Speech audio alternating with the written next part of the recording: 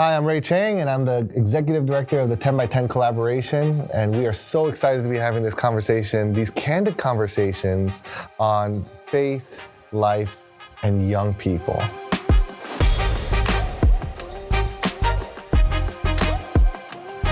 Thank you for joining me. Absolutely. Thanks for having us. Yeah, could each of you introduce yourselves? Who are you? What do you do? We'll start with you. So I'm Norris Johnson. I'm from Racine, Wisconsin, and I live in Illinois right now, but my ministry is called Preach Christ Ministries. We've been in ministry like this full-time thing for about 4 years now, 3 years, since 2021. And I've been in ministry for 11 years, was in education for 6 years, and started out as a youth pastor, but now the ministry is just kind of broader than that. So we're just trying to get Jesus out here in these streets, and we're doing it the best way we can, so. Amen. Yeah. Love that. Yeah. Hi, my name is Hillary Phillips. I'm from Los Angeles, California. Come on. And hey, LA in the building, hey. Yeah, I'm from LA, and I am a comedic Christian content creator. I love uplifting people and encouraging them. And as far as working with teens, I work with anti-human trafficking organization that focuses on teenagers. So I've been able to work with a lot of teens who are survivors of child trafficking. So just passionate about helping them learn about the love of Jesus and overcome what they've been through. Yeah, that's beautiful. My name's Gloria Umana. Get the unique opportunity of leading a mental health nonprofit called the Hope Booth, where our whole mission is to make hope and help free and accessible to every single person on the planet. And how we do it is extremely unique. We remodel old telephone booths. We turn them into these 3-minute interactive immersive experiences that are evidence-based to spread hope and then connect people to local help and support within mental health contributing factors. So that could look like shelter, could look like cost-reduced therapy, a food bank, whatever someone could be in need of. And our goal is really just to help people find a way through life with more hope. What I love about these conversations is that that the unique mix of different people really brings out a theme, and I feel like there's already a theme here, which I'm hoping will emerge. One of the things that we're responding to is this crisis in the state of the church and crisis in Christianity, where, especially in the U.S., where we're seeing over 1 million young people walk away from the Christian faith. And so 10 by 10 emerged to really address that crisis in a collaborative manner by working together with people from all sorts of Christian backgrounds in order to help faith matter more for 10 million youth over the next 10 years. What are we missing? Why are we where we are today, especially when it comes to young people? Why are so many people in your minds walking away from the abundant life that Jesus offers? I feel as though there's like a language barrier between the older generation and the younger generation. I think the younger generation is hungry for God. I think that's why spirituality is becoming a big thing now. But I think the way he's being communicated to them is kind of missing them at a point. And so when we have children that are coming to Christ, want to understand more, want to be more clear, the older model, they just told us truth, didn't explain it that much. You didn't really know how. You just, Jesus is Lord, and like that's it. And these kids will pull out their phone and go to Google and find 17 other things, that are out there, and things are not being explained to them at their level. And I feel like when Christ is really presented to a person, I think they can't help but to be drawn to his beauty. They can't help but to be drawn to him. So one problem is there's a language barrier. Yeah. There's many others, but one is definitely we're not reaching them at the level that they are able to be reached. Yeah. So let me present that. So how are we reaching? So what does it look like tangibly for us to just give them the truth versus reaching them at their level?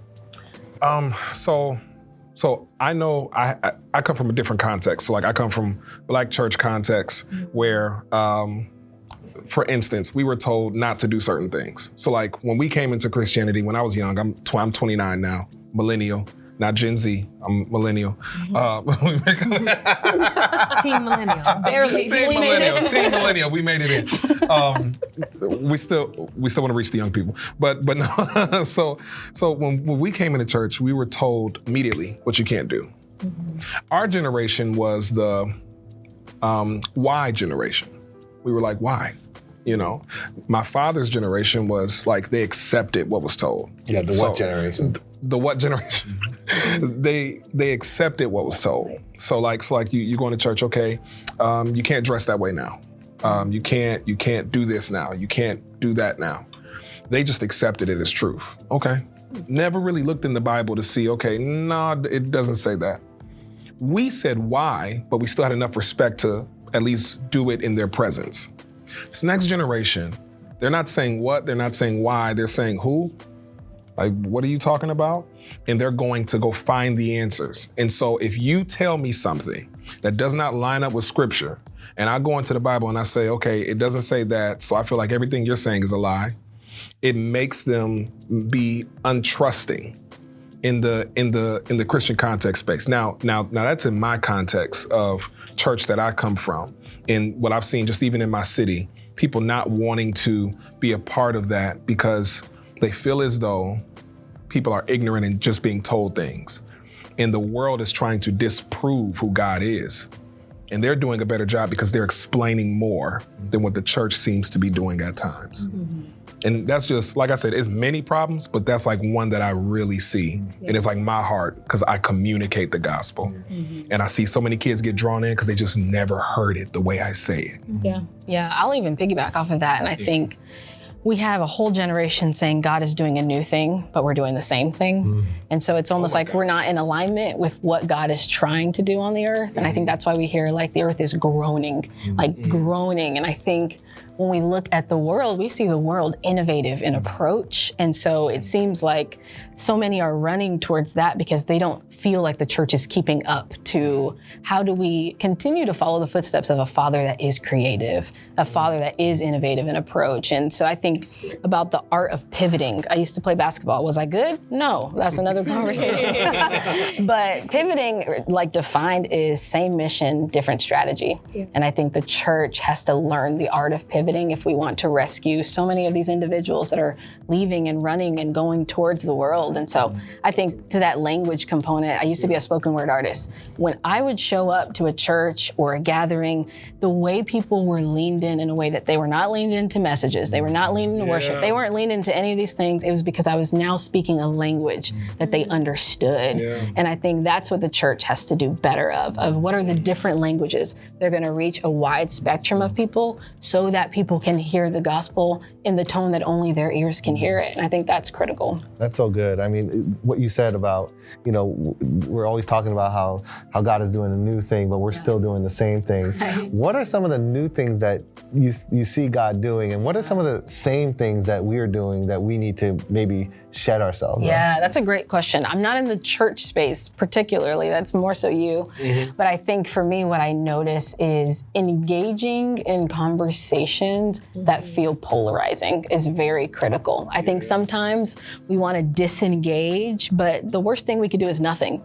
And that's what we're doing oftentimes. We're sitting in this mode of inaction instead of, we have to engage with culture and we need to talk about these things and have these difficult conversations. And so being willing to be wrong, being willing to say, I'm still learning, but I'm still investigating, not I'm choosing to not know anything at all. And so, I mean, that's discipleship. Like we're sitting at a table in real community, we're having great conversation, and there's not this judgment of, if you have a different belief than me or a different perspective than me, then everything is wrong. Because that's when people stop sharing. They're in honesty and vulnerability and authenticity. And we realize that vulnerability sparks vulnerability. So when you can have a vulnerable conversation with people and you hear their heart, then we can dissect with the word of God what is true, what is not. If you learn that here, you're not going to go search for it on Google. You're not going to go search for it in the world. You have direct access to the Holy Spirit and people that are filled with the Spirit of God. That's a big deal right there. So I think those conversations is one of the biggest things that I see the church moving towards, but still a little hesitant. Like we're scared. Scared. As if God is scared.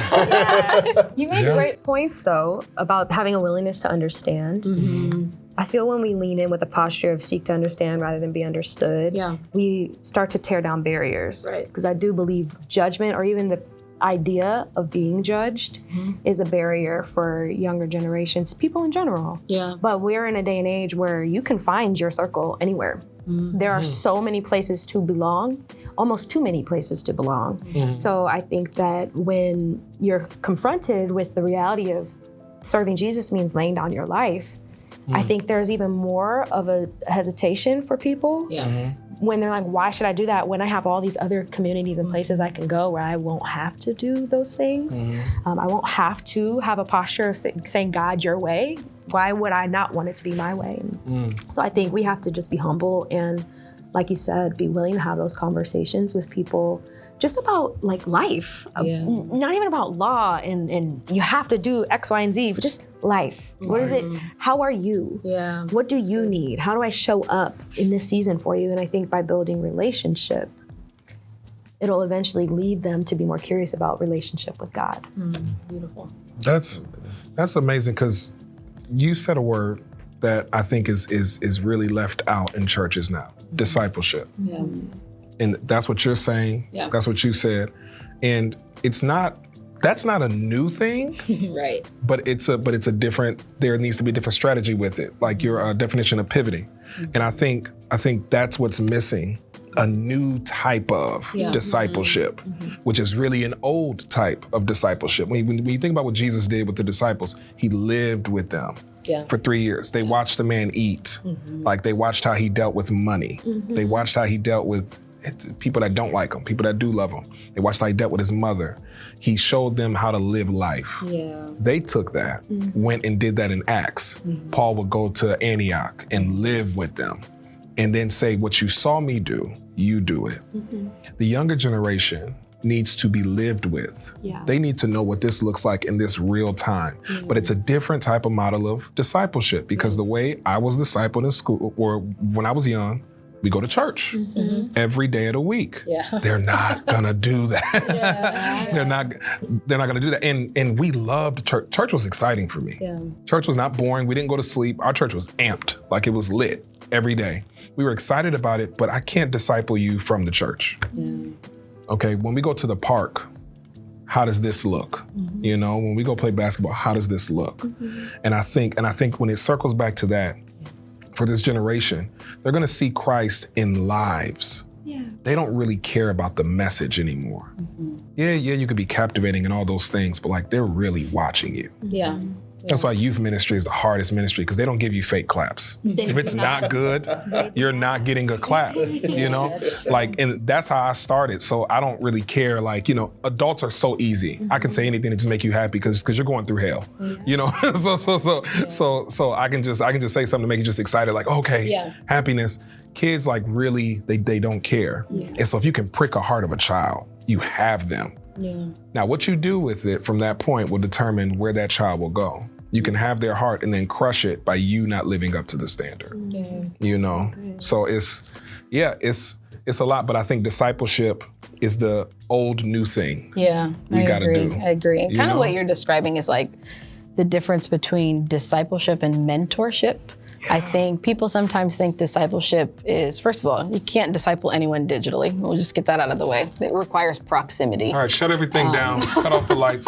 Why is that though? Could you elaborate? So you mentioned living with, amongst, and understanding the context of someone's life, how they treat their spouse, how they treat their kids. I can't follow that digitally. I can only follow the pretense of what someone gives me, or the small scope of what someone gives me online. But to know someone deeply and to be deeply known by that person as well is a part of discipleship, which can only happen in proximity. And I think a lot of times, like, mentorship, the big difference is I'm scheduling, hey, when can we have coffee? When can we sit together? But discipleship is I'm coming over to your house, and whatever you have planned, I'm doing it with you. You're going to the grocery store, I'm doing it with you. That is so You're good. going to go watch your kids, I'm doing it with you. You're going to their game, because I'm seeing you in real time, how you operate and live life, how you go through hardship and trial. And I think that's a hard thing to do. Like, it's not easy to invite people into our life. Those are vulnerable spaces and difficult spaces, but that's where we grow the most. It's not you necessarily teaching me with your words, but with your action. We want to see people's lives on display and know that the Jesus in the text matches the same Jesus that they preach as well, and how they live their life. So content is important, but it's not adequate. It's not sufficient. It demands a deeper connection. So we're saying that, it's content plus, or it's content plus connection. And I think in a world that's saturated with information and so much media, what you're saying is the proximity allows us to show others what Jesus looks like in our lives, and it allows others to see how we live our lives out according to the convictions that we hold. But when we look at the state of the church, it's really hard to see that type of deep relational discipleship, right? I mean, so 10 by 10 is really committed to relational discipleship that's radically focused on Jesus. And the reason that we're committed to that, instead of just saying we're committed to discipleship, is because we feel like relationships have been stripped from discipleship, and Jesus is oftentimes an afterthought in discipleship or mentoring, right? And so mentoring is great, but again, it's not necessarily, and it doesn't always lead to a deep sense of connection to Jesus. And so, and I love what you're saying about we're just trying to do what Jesus did, right? Because, in some ways the future is ancient. And unless we recover the things that Christ did, which was walk with people for 3 years and they saw everything that he did, it's really hard. But we live in a day and age where people pick their churches wherever they go. They choose how often they attend. Sometimes they have a faith community, sometimes they don't. Sometimes they're only connected to people online. Some people are living in the video game world, whether it's Fortnite or somewhere on Twitch. They're in the metaverse. Yeah, they're in the metaverse. And the reality is everyone is so busy. We no longer live in neighborhoods that, are connected, are within 5 minutes of each other. We're now in church communities that tout how many zip codes they reach. What do we do to get to that in light of all these realities that we're facing? And like you said, you can belong anywhere. There's a million places of belonging. It's like there's an unlimited amount of options for you of where you're going to plug in. And so there's a lot of competition for people's attention, and I think that it comes down to a thing, I feel, rather than thinking about I have to have a lot of people I'm discipling, it's just more, can we start with one? Can we start with one person in our lives that we want to pour into? And maybe it doesn't look like I'm going everywhere you're going or we're super plugged in, but it starts with coffee. Maybe it starts looking a little bit like mentorship, but then grows into discipleship. I think we just have to be willing to start, and that I'm willing to guess that there might be a lot of believers who might struggle with feeling equipped to go out and disciple people, or even able. Maybe they have families and commitments and tons of things that they're doing that they question if they even would be able to make that type of investment. Because that's what it is. It is a sacrifice to say, I'm going to disciple this person and pour into their lives. And I more so pose the question of, are we even willing? I think if we ask that first, are we willing to disciple and allow God to work that out in us? That's where we start. And then from there, I believe God will show us individually what that looks like in our lives. So that's, I guess, where I'll call the focus back as far as what I think we can do as a church is take personal responsibility. Not just what all the other believers should do, but what can I do? In my small corner of the world, what can I do? I'm gonna be honest. I'm not willing to do that. Why not? I feel like I would drop the ball. Now, that was like a hooker because I'm a speaker. Gotcha. that was dumb. That was dumb. I'm sorry. They're not gonna invite me back. No. They already cut your mic. I don't want to do it, but I have to do it. And isn't that much of our Christian walk? I'm starting to get out of my way. I'm a natural introvert.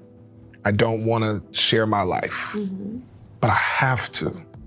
People need that. And what the Lord's been doing with me is just sending different people to me saying, I need help. I really need help. And I remember when I was in a space battling drugs, battling all these things, and I just needed somebody to really talk to me. And they were all busy, but they made time. I need to be the same person that I needed So I don't think a lot of us are willing. And I'm the preacher saying that. It is so easy to talk to a group of people and go home. That is easy. They were just talking about downstairs about how like something you can do unconsciously. Yeah. Speaking and preaching is something I do unconsciously. If you woke me up from a nap, slapped me up and said, preach on a notebook. Like I can do it in a second, right? But it's hard when you have to do what Jesus really did. The masses was 10% of what he was really doing. And so I think to call it even deeper than what you're saying, we have to stop being selfish, whether we want to do it or not. And we have to realize the crisis is in us not doing it. Yeah. Right. Not living with people, not making this thing happen, despite whether we want to do it or not. You know, you don't want to go to work, but you do it. You know, you don't want to get up and get your kids ready for breakfast or whatever, but you do it because they need help. How much are we selfish? You said something really interesting when you said you're not willing to do it because you don't want to drop the ball. Yeah. But who said we can't drop the ball? Like, we're not perfect. We're called to do the best we can to walk in righteousness, to honor God. But I don't actually think God is calling us to be these perfect leaders that don't ever make mistakes. Like, if anything, I think it's more, how do we practice vulnerability? Like, that's something that I'm trying to learn in this season of like, God, how do I practice being more reciprocal in a dynamic, you know? Because I feel like when you are in a position of leadership, it's very often that you're the one pouring out. You're not the one being seen. And so I think that when you go to the depth of discipleship, what's really happening is now you're stepping into a new level of vulnerability where you're saying, I'm going to mentor you and lead you and guide you and walk alongside you, but I'm also going to expose myself a little bit. Like, I'm going to pose the risk of letting you down. Like, I might not be able to have answers for you, or I might not know how to help you. There's a lot of fear in that, you know? So I don't even think it's necessarily selfish. It can be, but I think it's also like rooted in our own fear of what if I can't do it, God? You know? And I think that's where we have to go to God and say, look, I don't think I could do this. Can you give me a staff or something? Like an errand? Like, Please. Something you mentioned that I'm often reminded of is, I think what you mentioned, what the two of you mentioned, is ultimately there's a pressure that like we kind of feel.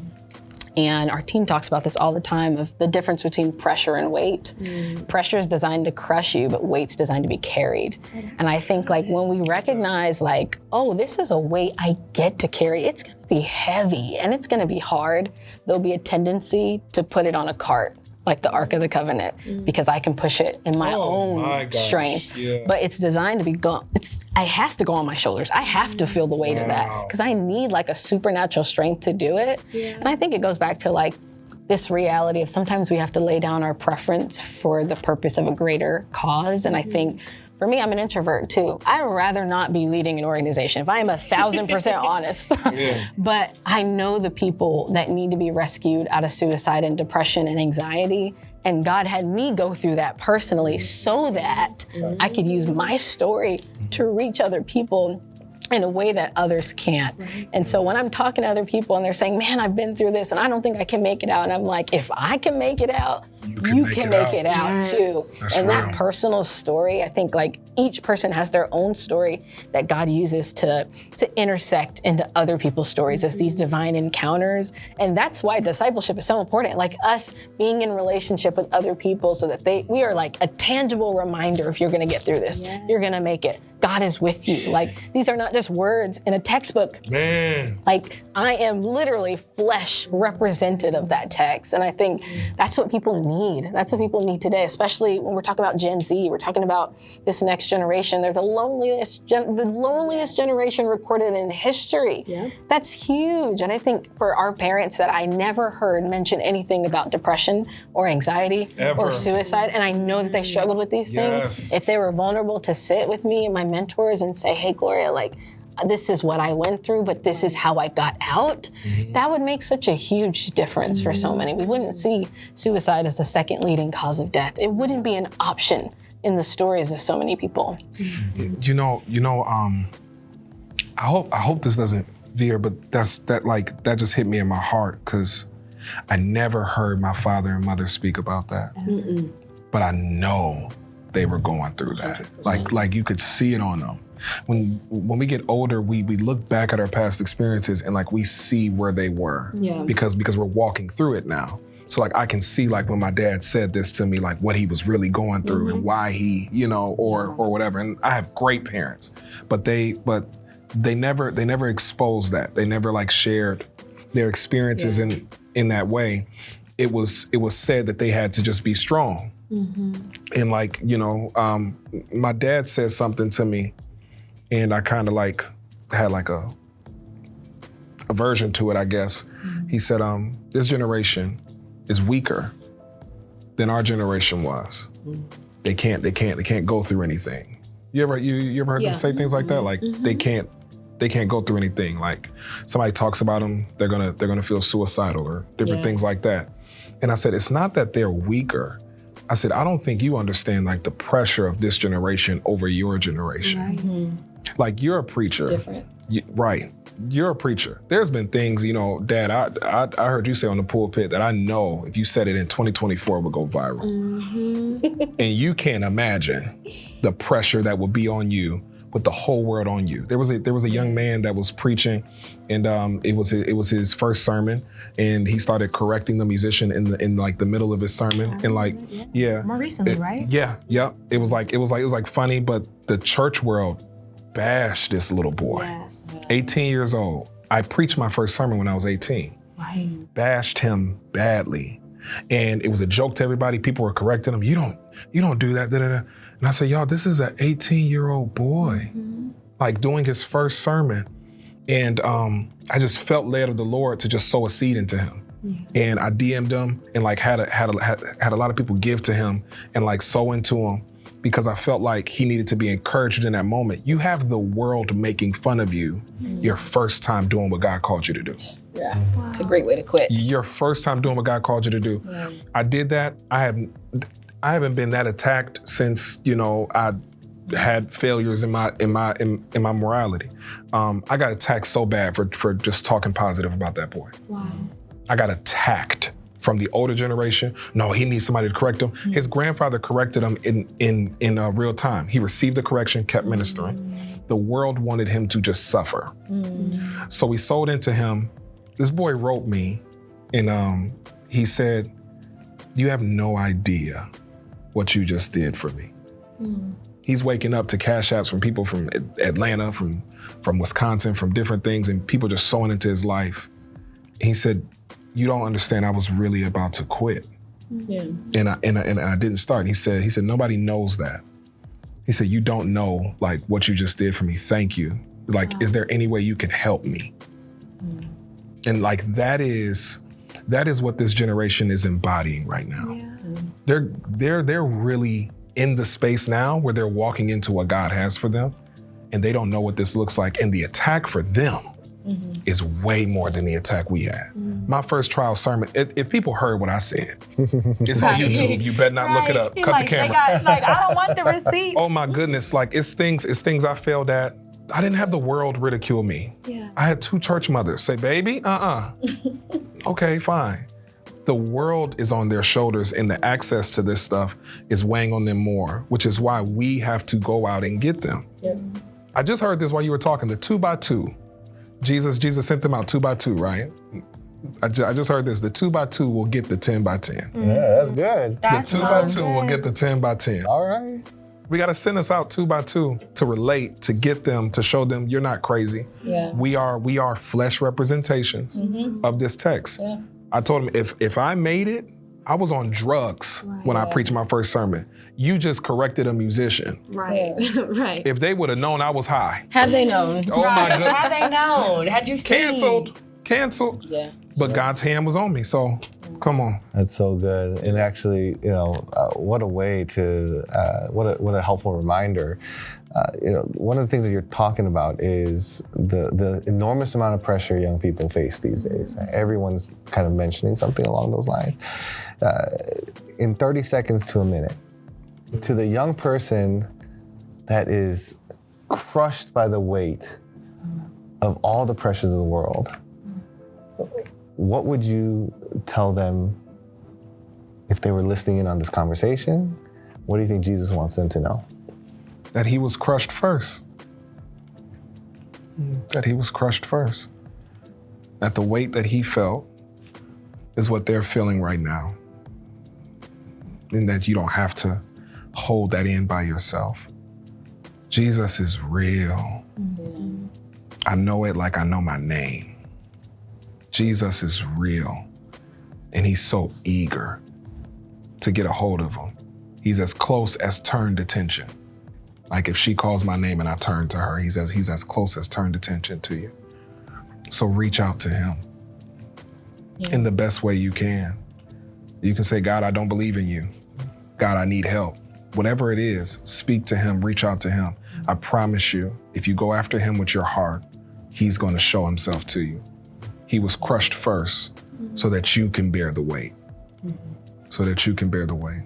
Yeah, I think of Jesus' words to Simon Peter, where he says, Satan has asked to sift you like wheat, but I've prayed that your faith will not fail. And I think like the beauty of the fact that you have a great high priest who intercedes on your behalf when you don't have the strength in yourself, that's huge. The world will tell you you're enough, you're strong enough, you're not. But the beauty is the fact that I have a holy king who is interceding on my behalf, even when I don't have the strength or energy to do it. That's big. Run towards him. Like that's the only person who can get you to the finish line. And he's prepared this race for you. So he knows like the beginning and the end. We don't have to do all this mental striving to figure out how are we going to do this? How am I going to make it happen? Like I have a God who has prepared and predestined every single moment of my life. He's with me. That's big. He's with me. Yeah.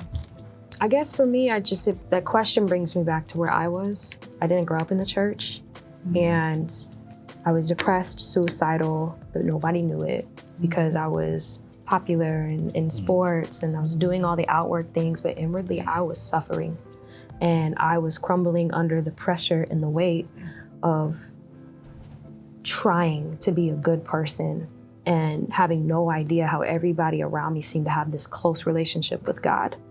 And I felt like there was no opportunity for me to even be in a relationship with God. I was hopeless in silence. Oh.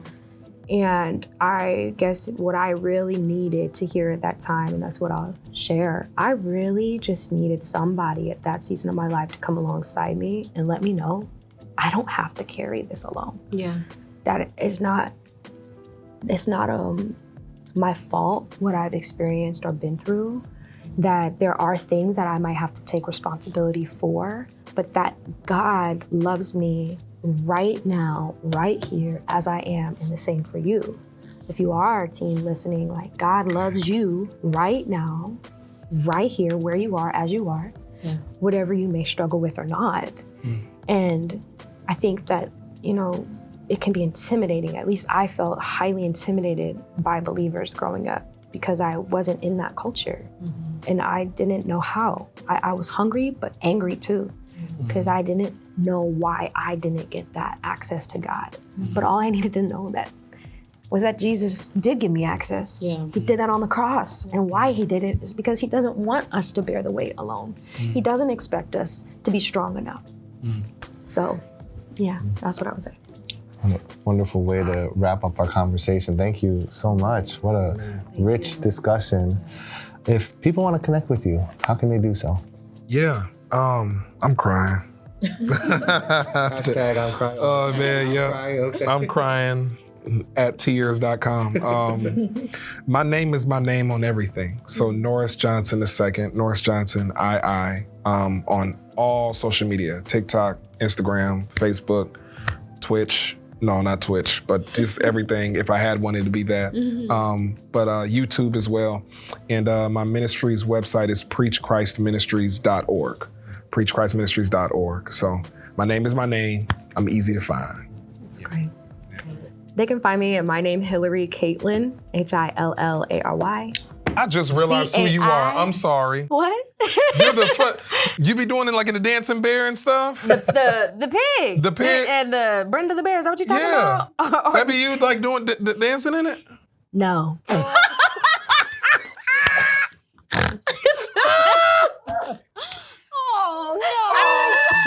You be doing the Bible reading and stuff? Yes. Okay. Yes. Okay. Yes. Okay. She does the I thought Bible we had a reading. moment. I thought we had a moment, then I thought we lost the moment, but I think we are having a moment. We got the We're back. We got We're the back. moment back. Well, you can find me at Hillary Caitlin or Hills of Hope. You can find me at either one of those. Hills of Hope, yes. Yes. I know her. Oh, God. I love it. Oh, God. She said no. No. That was just like dancing bear. I was trying Why did you let it build up? She let it build up to like get to a place. She gaslit you. She said, Oh my God. We are not editing this. This is amazing. This is amazing. Rafa, bring us home. Bring us home. like a costume. Okay, Costume. No, I don't got a bear costume. Let's let Gloria bring us I'm home. sorry. I'm also pretty easy to find. Gloria Umana on all social platforms, and then our organization, The Hope Booth, is also at The Hope Booth on all social platforms. Come on. Oh man, this is so great. Well, thank you so much for giving me the laughs as well as the tears. Yes, sir. This wraps up our Dynamic. wonderful conversation. Thank you. Thank you.